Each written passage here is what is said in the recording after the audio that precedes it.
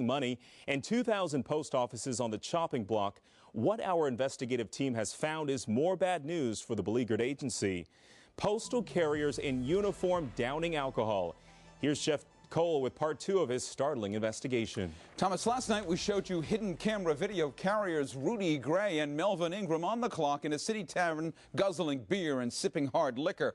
Both carriers, along with a third mailman, are now off the job, and the top management team in a city post office is under the gun. Tonight we ask the postmaster, what the heck is going on? How are ya? All right. It's now 6:30 on January 12th, and postal worker Melvin Ingram has finally left McMenamin's after drinking for about 3 hours. Are you sure you're not incapacitated? I'm sorry, you sound to me like you are. I'm not. You're slurring here. I'm not slurring. I just got laryngitis.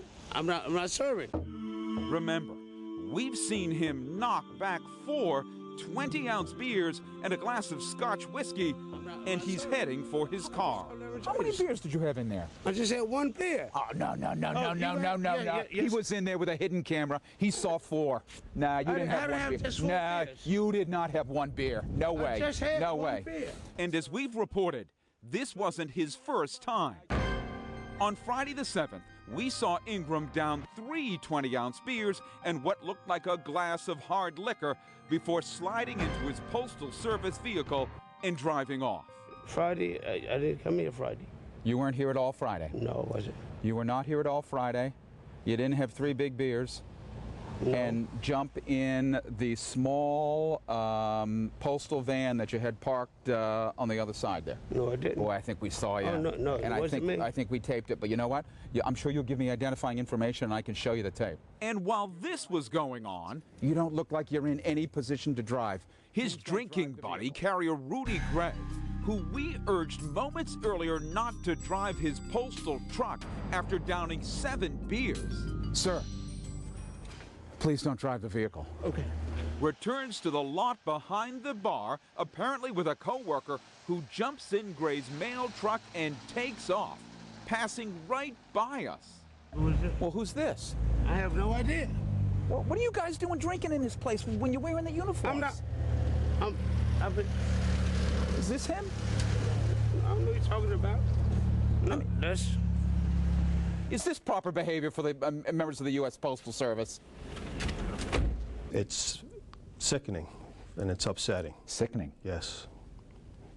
It's very upsetting to watch. Joseph Kinney is the postmaster of Philadelphia. After we told the Postal Service about the drinking mailman, Kinney, along with another Postal Service official and 2 investigators from the Office of the Inspector General, viewed our tape.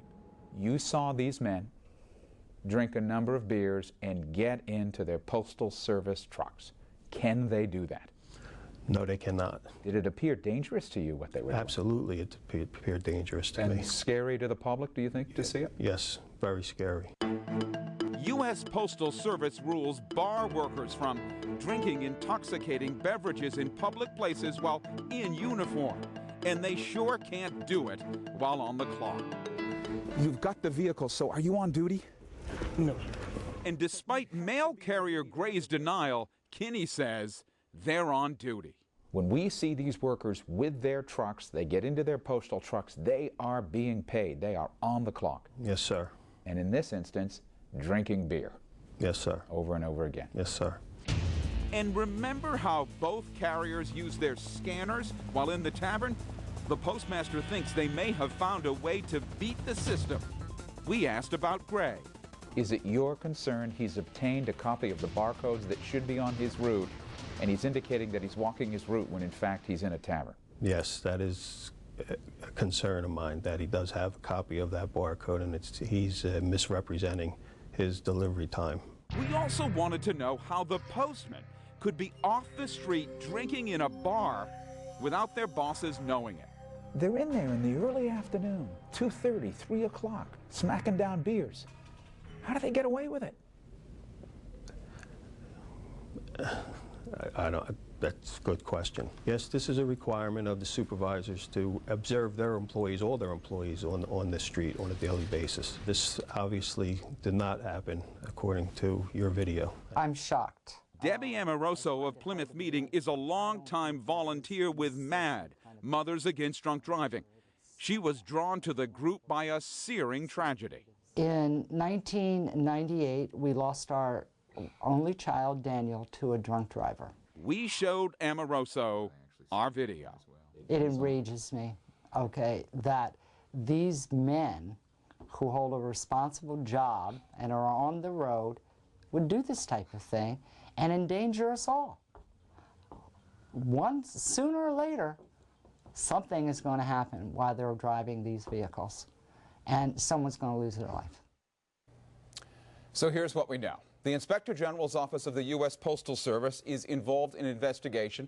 Mr. Ingram and Mr. Gray, along with a third postman, are off the job and they are not being paid while an investigation is underway. We also know that the top management team at the post office in the city of Philadelphia, folks, where these men came from, they have been moved to other positions while an investigation is underway. We also contacted the bar, McMenamins, and asked them what was going on. They said they did not serve intoxicated patrons. The Postal Service reminded us today of the 5,000 people who work in this city, many of whom they certainly argue do not have the issues that seem to be displayed here and are working hard in tough conditions right now. It's important to point that out. Okay. Great story, guys. Jeff. Yeah, very really good. is. Thanks, Touch. No need for